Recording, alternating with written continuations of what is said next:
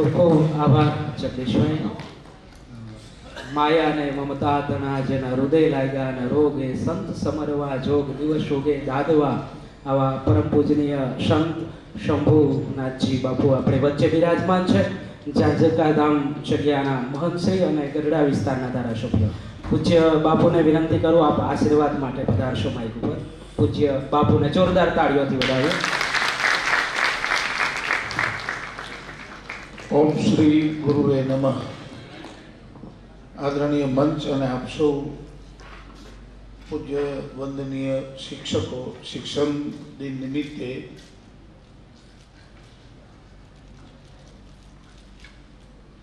City Tundiya દ્વારા આયોજિત આ ચતુર્વિધ કાર્યક્રમમાં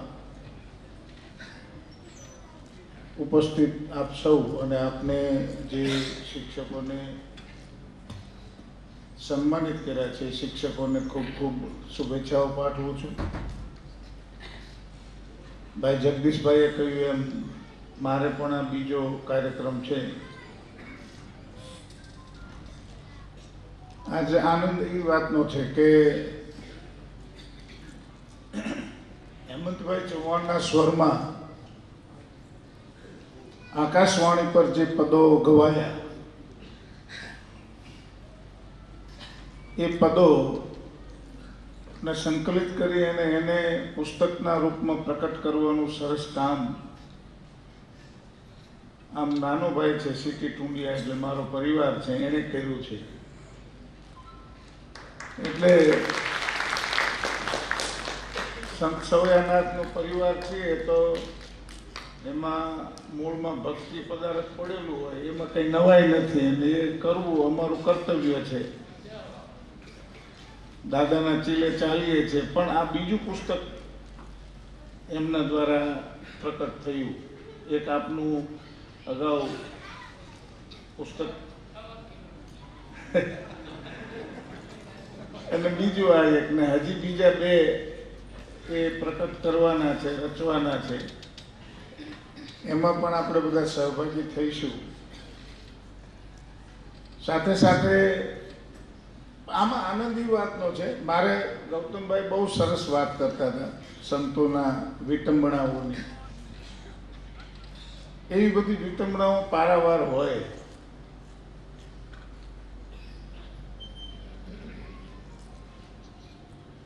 આપણે બધા હેલી બહુ ગઈએ છીએ. બધા મુંડી તો હલાવે છે પણ આજકાલ હેલો બહુ ગવાય છે ભાઈ. હેલો બહુ ગવાય. સમજાય એને મુબારક છે. હેલાનો અર્થ થાય બહુ મોટો હાથ. જોશથી ઘાંટો કાઢીને બોલવામાં આવે ને હેલો કહેવાય. અને હેલીનો અર્થ એમ થાય કે અંતરમાંથી નીકળેલો હળવો અને ઝીણો હાથ.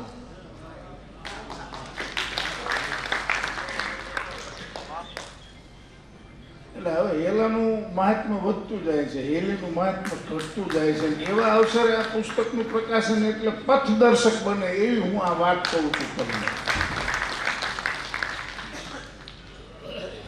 આ સંતોએ ખૂણામાં બેઠા બેઠા ભજન કર્યું હોય છે ને એ ભજન ઉજાગર કરવાનો પ્રયાસ આમ તો હું બાળપણથી એમને સાંભળતો આવ્યો છું. પહેલી પંક્તિમાં અમે સિટીની પડખે બેઠતા હતા ઝાંઝરકા મંદિરના પટાંગણમાં. એટલે એવા આદરણીય હેમંતભાઈના સ્વરમાં આપણા સંતોને એમણે ઉજળા કર્યા. મને હમણાં કોઈ કહેતું હતું સામાજિક, રાજકીય, ધાર્મિક આ બધું રાઘવજીભાઈ અઘરું હોય છે પણ એની મૂલવણી કરવી એ અતિ કઠિન કામ છે. સોશિયલ વેલફેર આજે આ બધા શિક્ષકોને સન્માન કરવા અને એમને બહુમાનિત કરવા, એમને મોટા કરવા એવો અવસર. એટલે આમ એક જાતનું સમાજ કલ્યાણનું કામ કહેવાય. સમાજમાં કામ કરતા જુદા જુદા શિક્ષકોને એમની ગુણવત્તા મુજબ એમને માન આપવું.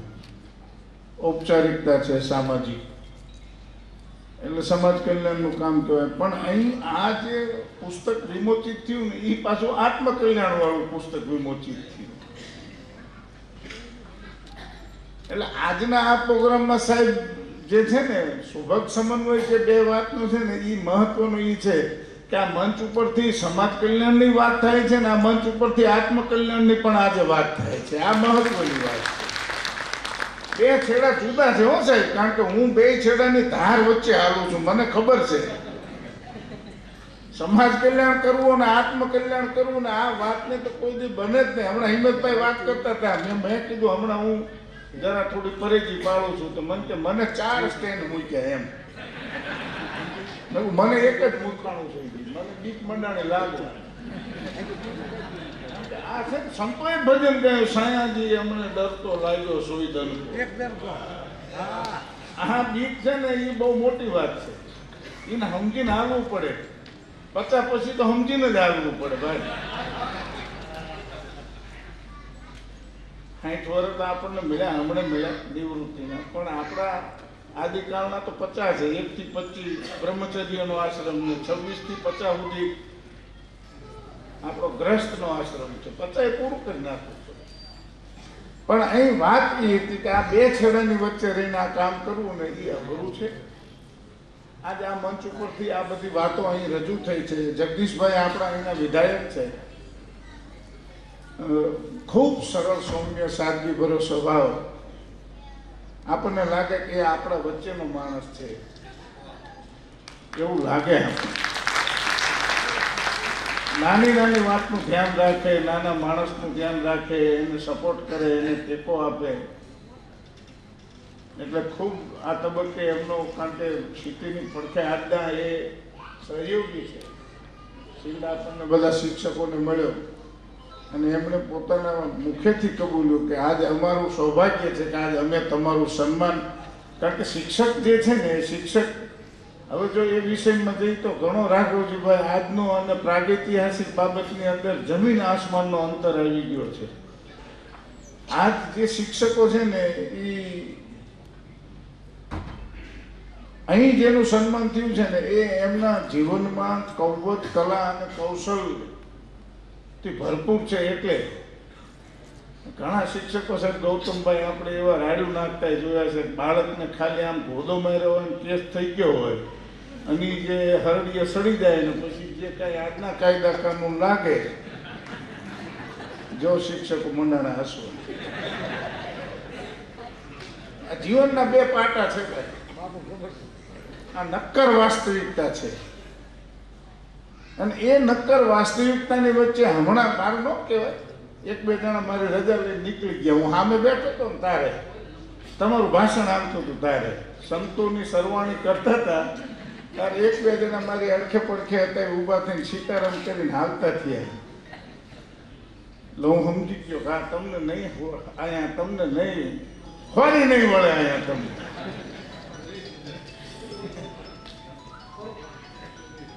આ બહુ મોટી લડાઈ છે. અહીં દેવેન્દ્રભાઈ બેઠા છે સાહેબ, બહુ મોટું તુમુલ યુદ્ધ ચાલી રહ્યું છે, વૈચારિક આંદોલનનું યુદ્ધ ચાલે છે.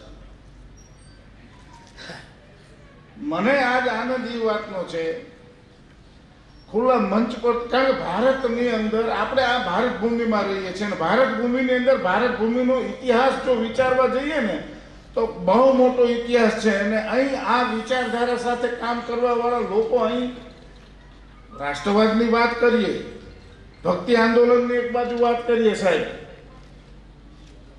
તો સામે આ જ શિક્ષકોની અંદરથી ઘણા લોકો એવા છે કે જે સામ્યવાદને પોષવાનું કામ કરી રહ્યા છે. આપણા શિક્ષક મિત્રોના માધ્યમથી જ નકારાત્મક વિચારવાળી વાત ક્યાંક ને ક્યાંક રજૂ થતી હોય છે. અહીં જે શિક્ષકોનું સાહેબ સન્માન થયું છે ને એ સંપૂર્ણ રીતે આપણી પ્રાગૈતિહાસિક પરંપરાને ઉજ્જવળ કરનાર, કૌશલ ધરાવનાર શિક્ષકોનું, એટલે પ્રખર રાષ્ટ્રવાદના વિચાર સાથે ભરેલા શિક્ષકોનું સન્માન એ જ હોવું જોઈએ.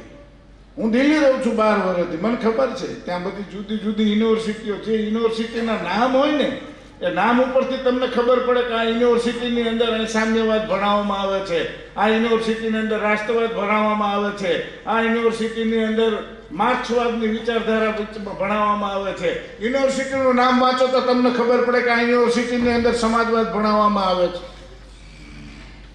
આ અનેક વાદોની અંદર આપણા પ્રોફેસરો, શિક્ષકો, માધ્યમિક શાળાના આચાર્યો હોય તે બધા વિષય છે. પણ તમને હું બે હાથ જોડીને વંદન કરું છું. તમે રાષ્ટ્રવાદના વિચારનું વરણ કરી અને જે કામ કરો, કોઈ ભજનની કસર ધરાવતો હોય તો પણ એ જ છે, બાળકનું નિર્માણ કરવા વાળો હોય તો પણ એ જ શિક્ષક છે. કારણ કે તમે મૂળ વિચારધારા સાથે રાષ્ટ્રના નિર્માણના કામની એક કડી બનીને કામ કરી રહ્યા છો. એટલે તમને હું વંદન કરું છું જે શિક્ષકો છે એમને. ઘણી બધી મનની અંદર વિચારધારાઓ ચાલતી હોય. આજ લડાઈ ચાલે છે, આજ આ લડાઈ ચાલે જ છે. અને એ દિલ્હીથી જ શરૂ થાય છે, વિચારધારાની લડાઈ. અને એ વિચારધારાની લડાઈમાં આ ઝવેરચંદ મેઘાણી રાષ્ટ્રીય શાયર શું કામ કીધા ખબર છે? એક ચિઠ્ઠીમાં એમણે, જો ભૂલતો ના હોય તો મારી ભૂલ પણ હોઈ શકે, એક ચિઠ્ઠીમાં નાનું એવું પદ લખીને મહાત્મા ગાંધીને એમણે કદાચ મોકલ્યું હતું. ગોપાલભાઈ, હે આખા દેશના ડાયા, આ ધીમો હાથીએ જૂનો ચાકડો, મને એટલી લીટી, જૂનો ચાકડો, ઓલી તકલી રૂ કાંટી, અને એ જૂનો છે એટલે એને ધીમો હાથ દે. આ ભારત દેશ જૂનો છે બહુ, એને ધીમો હાથ દે તું. અને તું આખા દેશનો એક જ ડાયો છો, તને ખબર છે આમાં, તને શું ખબર છે? એમ કહીને એને નીચે કડીમાં બધી જૂની જૂની વાતો લખી છે, બધા સમાજોની વાત કરી. અને કદાચ હું ન ભૂલતો હોઉં ને તો આ પદ ઉપર, આ રચના ઉપર ઝવેરચંદ મેઘાણી દાદાને રાષ્ટ્રીય શાયરનું કિતાબ કે એમને ઉપનામ મળ્યું હોય તો એ આ પદ ઉપર. વડલાના ઝાડના મૂળિયાથી લઈને ઉપલી ડાળી ઉપર બેઠેલા છેલ્લા નવી કૂપળના પાંદડા સુધીની ચિંતા કરીને એને મહાત્મા ગાંધીના પત્ર લખ્યો હતો. અને એ પત્રમાં કાવ્ય હતું. અને એટલે એમને રાષ્ટ્રીય શાયર, મને ખબર છે, હું ધંધુકાથી આવું છું, રાણપુર જઉં છું રોજ, મારું ગામ છે તાલુકાનું ધંધુકા. અને ધંધુકાની કોર્ટની અંદર ઝવેરચંદ મેઘાણીને રજૂ કરવામાં આવ્યા હતા. એમની ધરપકડ ત્યાં થઈ હતી. અને ત્યાં ધંધુકાના ભાદર નદીના કાંઠે જે સિંધુડો કાવ્યનું ગાન કર્યું હતું એમને, એ યાદ છે. અને એટલે હું એ કહેવા માંગુ છું કે આજ જો શિક્ષક દિન તરીકે આપણે એકઠા થયા હોય, રાષ્ટ્રીય શાયર ઝવેરચંદ મેઘાણી કલા રત્નના નામથી તમે બધા સન્માનિત હોય, તો આજના દિવસે માત્ર આ રાષ્ટ્રીય શાયરના નામ સાથે એને છાજે એવા વિચારધારાના કામો લઈને જજો, એટલે તમને હું પ્રાર્થના કરી અને મારી વાતને પૂરી કરું છું. મને બોલાયો, મને આ તો છે સિટી, મારો નાનો ભાઈ છે એટલે બોલાવે, અને એમાં આપણે બધા સહભાગી થઈએ. હજી એને હું અભિનંદન આપું છું. આવનારા બીજા જે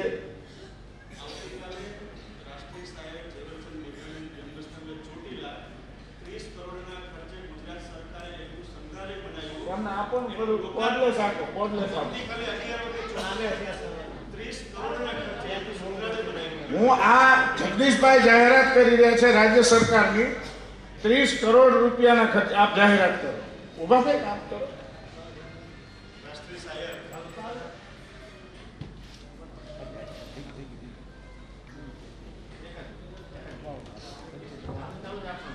દબાઈ રાખો એને. હલો, રાષ્ટ્રીય શાયર ઝવેરચંદ મેઘાણીજી, આમ તો 28મી ઓગસ્ટે એમની જન્મ જયંતિ હતી, પણ એ સમયે કાર્યક્રમ ન થઈ શક્યો. એટલે આવતીકાલે ચોટીલા ખાતે એમનું સરસ મજાનું સ્મારક અને જે સંગ્રહાલય બનાવ્યું છે, આ ગુજરાત સરકારે 30 કરોડના ખર્ચે, અને એક એસી આધુનિક લાઇબ્રેરી બનાવી છે. એ બંનેનું ઉદ્ઘાટન રાજ્યના કેબિનેટ મંત્રી મુળુભાઈ બેરા સાહેબ અને હું પણ સાથે જોડાયેલો છું. એટલે આવતીકાલે ત્યાં ઉદ્ઘાટન થવાનું છે. એટલે સૌને ખ્યાલ આવે, બાપુ એમની જ વાત કરતા હતા મેઘાણીજીની, અને આવતીકાલે એમના સંગ્રહાલયનું જો ત્યાં ઉદ્ઘાટન થવાનું હોય હું જાણતો હોય તો મારે વાત કરવી જોઈએ. એટલે આપ સૌ સમક્ષ આ વાત મૂકી. આભાર. આદરણીય આપણા જગદીશભાઈ અહીંના વિધાયક છે, સરકારના દંડક તરીકે કામ કરે છે. એમણે આદરણીય પૂજ્ય આપણા ઝવેરચંદ દાદાના નામ સાથે ચોટીલા ખાતેની વાત કરી. મૂળ વાત હું એ તમને કરતો હતો, કારણ કે હવે હિંમતભાઈ 4 પદો રજૂ કરવાના છે એટલે તમારી ને એમની વચ્ચે ના રહેવાય. પણ ઝવેરચંદ મેઘાણી એમનું સાહિત્ય અને એમણે આપેલી જે અમૂલ્ય ભેટો છે એ સૌરાષ્ટ્રની રસધાર હોય તોય ભલે, અને એમની જે પણ રચનાઓ છે એ અમે એના સાક્ષી છીએ. મારા દાદા, મારા બાપુ, મૂળદાસ બાપુ, લાલદાસ બાપુ, આ બધા એની સાથે જોડાયેલા. સ્વાતંત્ર્ય સંગ્રામ જે હતો એની અંદર, અને એટલે આઝાદ ભારતની અંદર આપણે આઝાદ વિચારો સાથે આઝાદીની વાતો કરીએ છીએ. એ આઝાદ ભારત, આઝાદીની વાતો આપણે મારે, કારણ કે કોઈને એવું લાગશે ગૌતમભાઈ કે હું પાછો એ દિશામાં જઉં છું, પણ इस देश को चाहिए आज़ादी, એ જે આઝાદીની વાત અને એનો ઉલ્લેખ તમારી વચ્ચે આવીને જે લોકો કરે છે ને એને ઓળખજો. કારણ કે આ દેશને આઝાદી વર્ષો પહેલા મળી ગઈ છે. આ દેશ જે ગુલામીની જંજીરોમાં હતો એમાંથી મુક્ત થઈ ચૂક્યો છે. હવે તો આપણે આ સાહિત્ય આપણા પૂર્વજો જે આપણને આપતા રહ્યા છે, આજે શિક્ષક દિન નિમિત્તે શેના માટે આપણે ભેગા થયા છીએ? તમને કલારત્ન ઝવેરચંદ દાદાના નામથી આપવામાં આવ્યું છે, તો આના વાહક બનો એવી આપ પાસે મારી વિનમ્ર પ્રાર્થના સાથે અભ્યર્થના વ્યક્ત કરું છું. અને મને બોલાવ્યો આશીર્વાદ તરીકે, મને એના ગુરુ તરીકે છીએ તો સંત સવૈયાનાથ ગાદીના અખંડ આશીર્વાદ. હજી આવનારા પુસ્તકો તમારા વધારે આથી પણ સારા ઉત્તમ કોટીના થાય અને સમાજની પથદર્શક બને એવી પ્રભુ પ્રાર્થના સાથે સર્વે સંતુ સુખીના, સર્વે સંતુ નિરામયા, સર્વે ભદ્રાણી પશ્યંતુ માં કચ્ચિત દુર્ભાગ ભવે. એ ન્યાય બધાને પ્રણામ, વંદન. જય સવૈયાનાથ, જય ભીમ. ખૂબ ખૂબ આભાર બાપુ. સરસ મજાની આપણે રાષ્ટ્રભક્તિની વાતો કરી, પૂજ્ય બાપુના ચરણમાં વંદન કરી અને શિક્ષક સંગીત કલાવૃંદ વતી વિશ્વાસ દેવડાવું છું કે આપની વાતોનો અમલ કરીશું, વિખૂટા પડીને પણ જીવન ઘડીશું. એવા ભાવ સાથે પૂજ્ય બાપુને એક વખત તાળીઓના નાદથી વધાવી લઈએ. હેમંતભાઈ ચૌહાણને રજૂ કરીએ તે પહેલાં આજના આ પોખંટાણાની આભાર વિધિ માટે પહેલી હરોળમાં જે મિત્રો બેઠા છે ને એ મહેમાનોને બેહવાની જગ્યા કરી આપશો. ડૉક્ટર ભદ્રસિંહ વાઘેલા, જિલ્લા પ્રાથમિક શિક્ષણ અધિકારી શ્રી સુરેન્દ્રનગર,